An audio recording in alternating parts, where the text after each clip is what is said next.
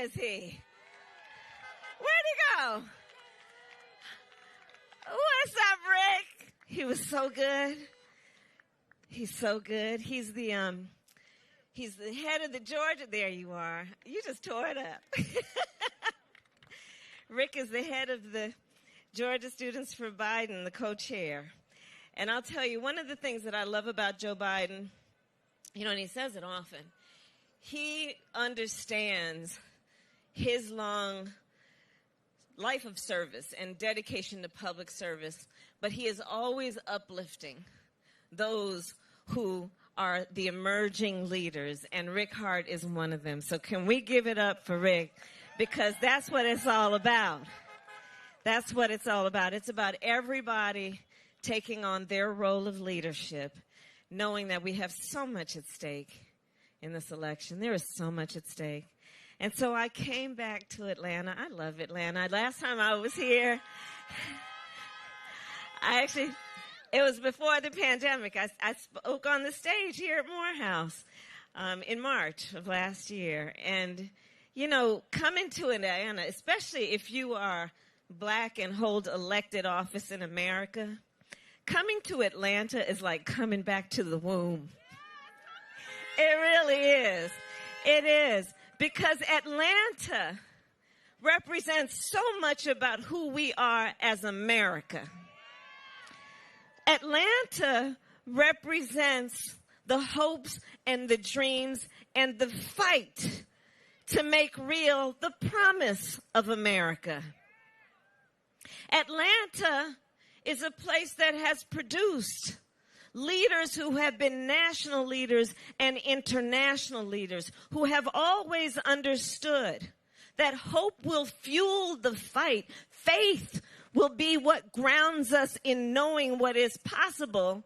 But then you gotta just organize the folks and bring people together and recognize that nothing we have ever achieved as a nation by way of progress came without a fight. And so that's what we have in front of us. We have, for the next 11 days, Georgia, a fight for the soul of our nation. This is a fight that we are engaged in because we believe in the ideals of our country. We believe in our democracy. We know that America's democracy will always be as strong as we, the people, are in our willingness to fight for those ideals. And so that's where we are today, in a fight for the ideals, in a fight for the dignity, in a fight for justice and equal justice under law. And let's look at what is at stake. So we're dealing with a pandemic. And we're dealing with, partly because of that, 4 crises that are occurring at one time in our nation. We're looking at, because of the pandemic, a public health crisis, where we have seen over 220,000 Americans lose their lives in just the last several months, many of whom, tragically, in their last days on earth, couldn't even be with their family, with people they love, because of the nature of this pandemic. We're looking at over 8.5 million folks who have contracted the virus, thankfully have lived, but are looking at untold long-term consequences. Doctors are talking about things like lung scarring. And in the midst of this public health pandemic, we have a Donald Trump who, thanks to Bob Woodward, we knew back on January 28th, he knew the deal about COVID. He had been informed that it can kill people, that it is 5 times as likely to kill as the flu. He knew it was airborne. He knew it could harm children. And he sat on that information, and he did not tell the American people. Can you imagine what you might have done Had you known what he knew on January 28th, how folks might have prepared, how folks might have said, you know, I got to buy some extra toilet paper, at the very least, but also how the fact is that even in Donald Trump's America before the pandemic, folks were working 2 and 3 jobs to try and pay the bills and pay the rent. Joe Biden, I believe, in our America, nobody should have to work more than 1 job to pay their bills and pay the rent and put food on the table.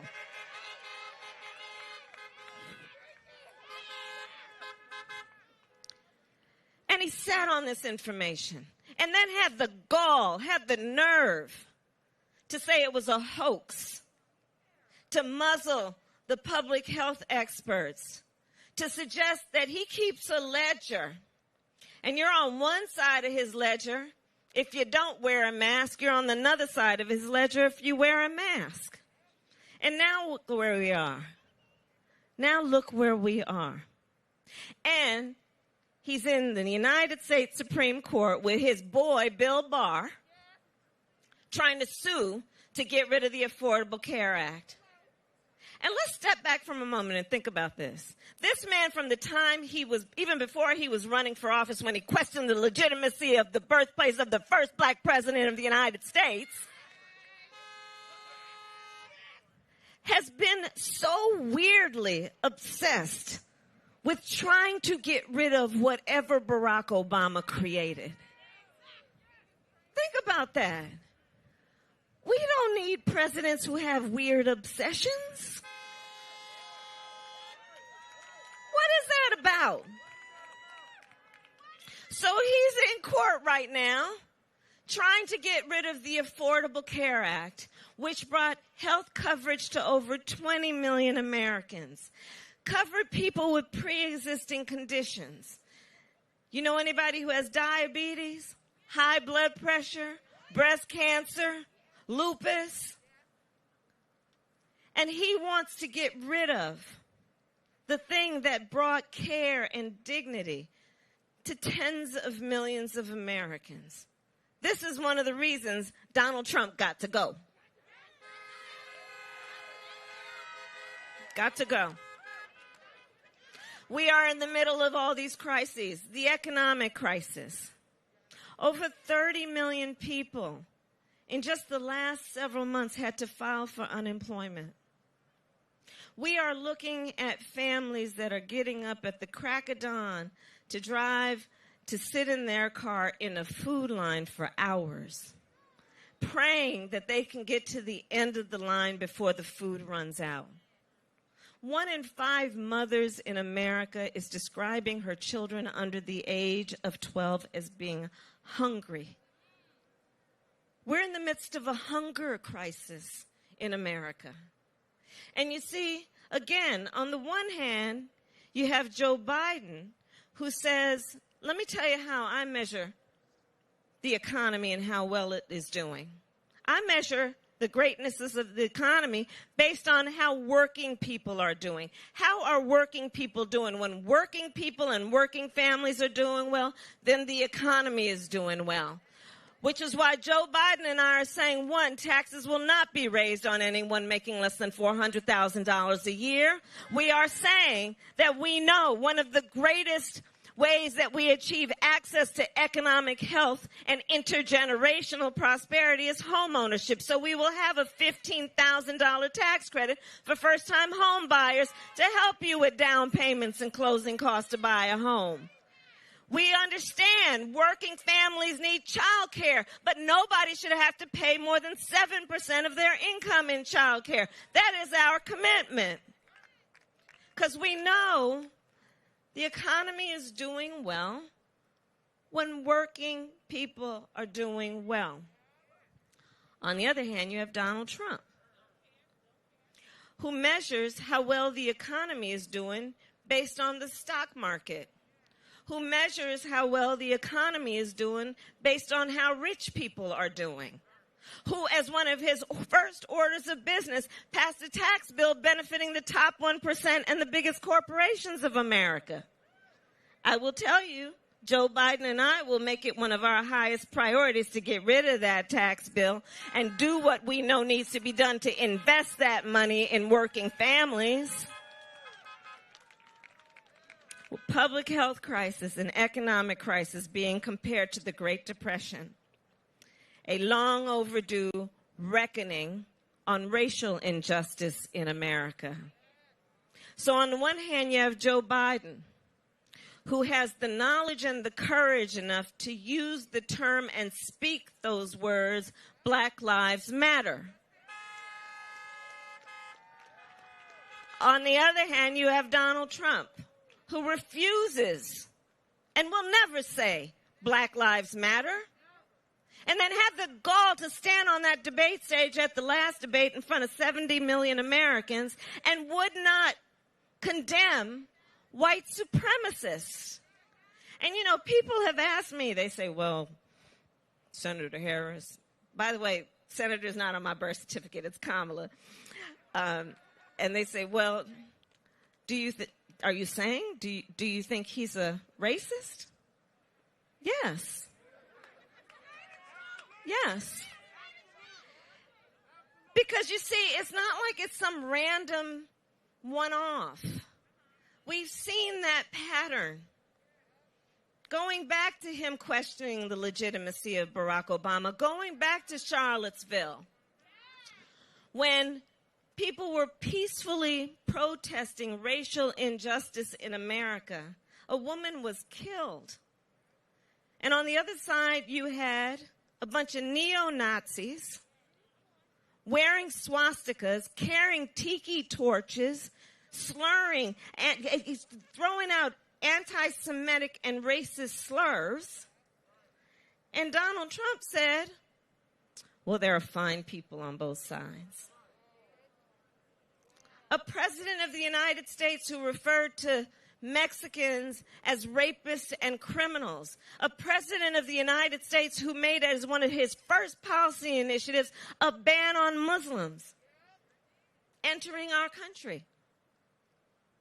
And then stood on that stage and would not condemn known white supremacists, and then doubled down and said, well, they should stand back and stand by.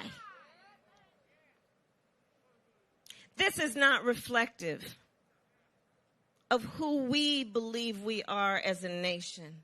We need a president who acknowledges systemic racism, who acknowledges the history of America, and uses that bully pulpit and that microphone in a way that speaks truth with an intention to address the inequities and bring our country together. And that is Joe Biden.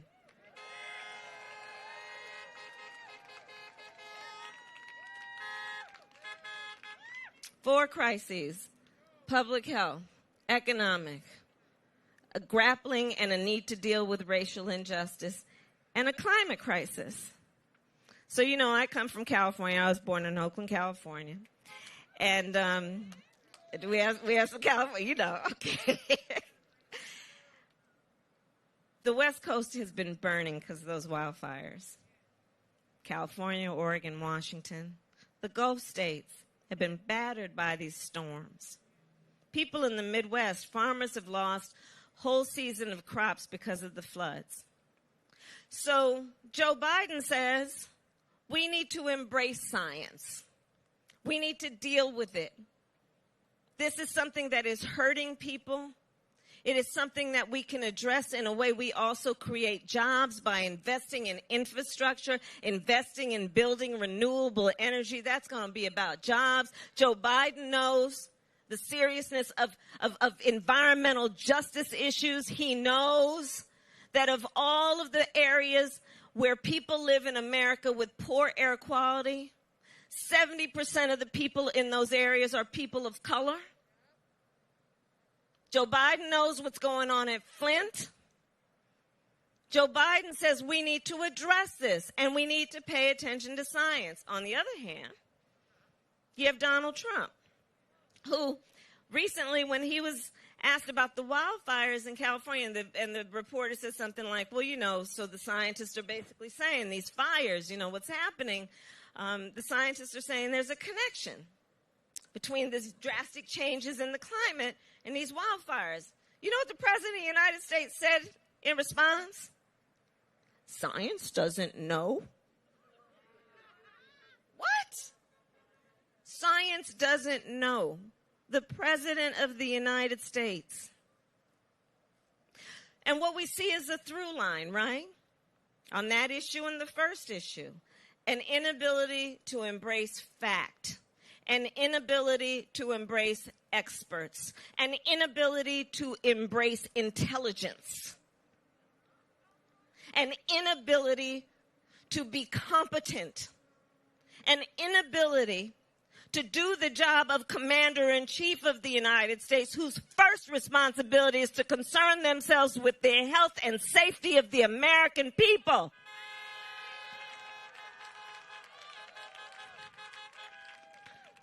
And that's why we're going to elect Joe Biden. There is so much at stake. Now, you all know, and Atlanta helped me when I ran for Senate, and I am now the only black woman in the United States Senate, only the second in America's history to be elected to the United States Senate. And I'm going to tell you, because I've been there now for almost 4 years, the Senate is so important on all these issues. Like, we need to take back the White House. There's no question about that. We also need to take back the Senate. We need to take back the Senate. You know, it's the senators that will make decisions about, advise and consent on who sits in the United States Supreme Court, right? One of the reasons I became a lawyer is because I was inspired by Thurgood Marshall and Charles Hamilton Houston and Constance Baker Motley, right? They are the ones who fought for Brown v. Board of Education.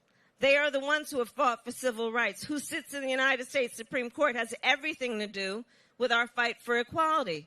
Well, it's going to be the president who nominates somebody, but it's the Senate who advise and consent will make the decision about whether it goes through. And right now we're seeing that battle in full relief with this illegitimate process they've engaged in to try and fill the seat of the great Ruth Bader Ginsburg.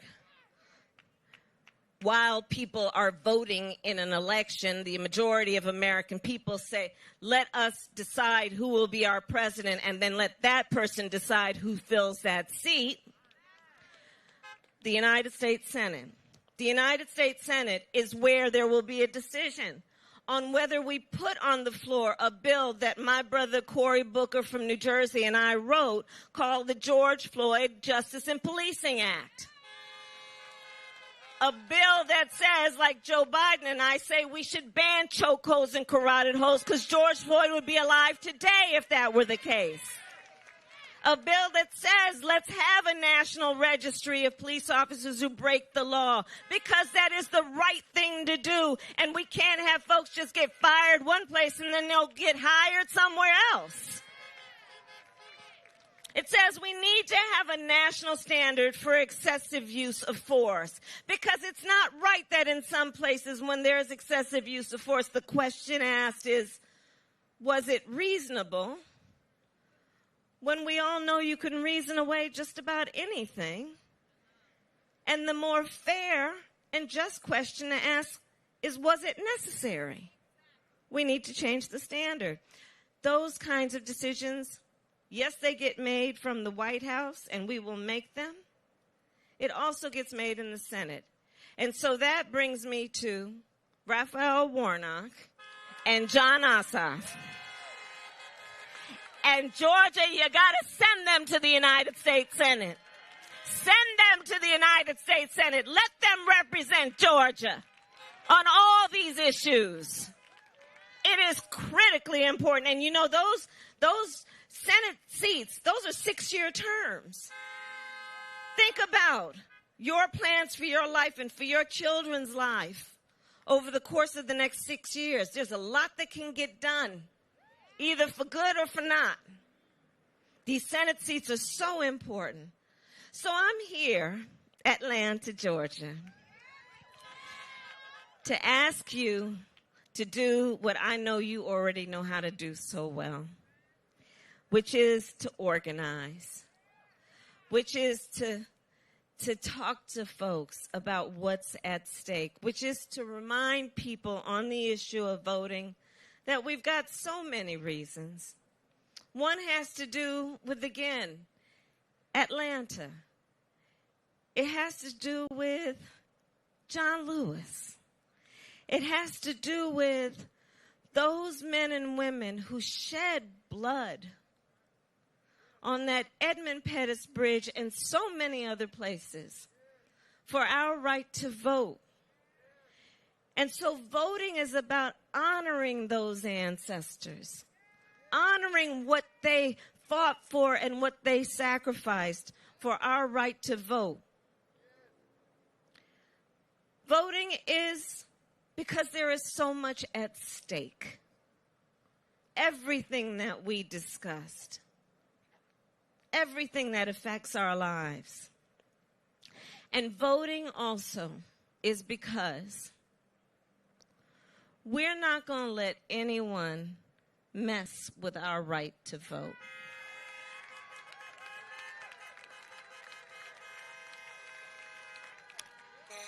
Because here's how I think about that. Step back and think about, and I've been spending a lot of time all over. I've been in Florida this week. I was in North Carolina this week. I'll be in Ohio tomorrow. But think about it from this perspective.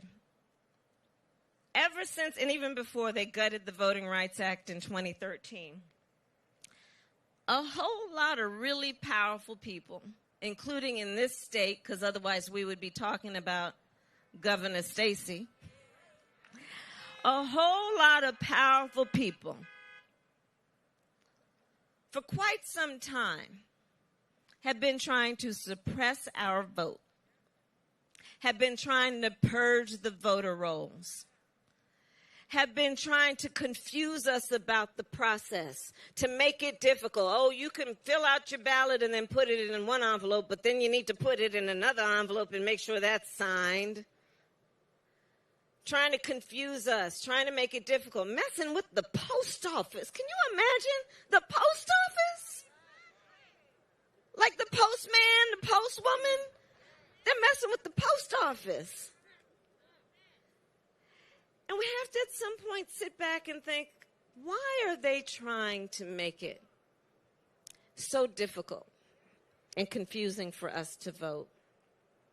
And I think the answer is because they know our power. They know our power. They know when we vote, things change. They know when we vote, we win. And so I'm here to say, Atlanta, let's not let anybody take our power from us. We know the power of our voice. We know at election time the power of our voice is expressed through our vote. We're not going to let anybody take us out this game. We are present. We are powerful. We are active.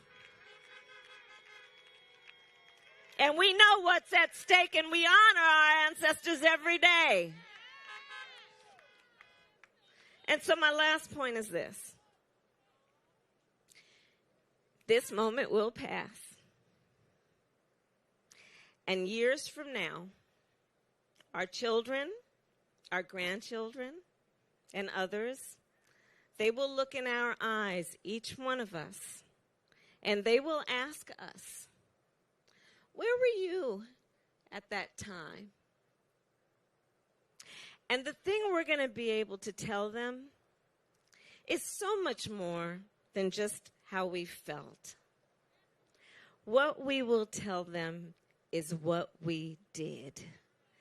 We will tell them.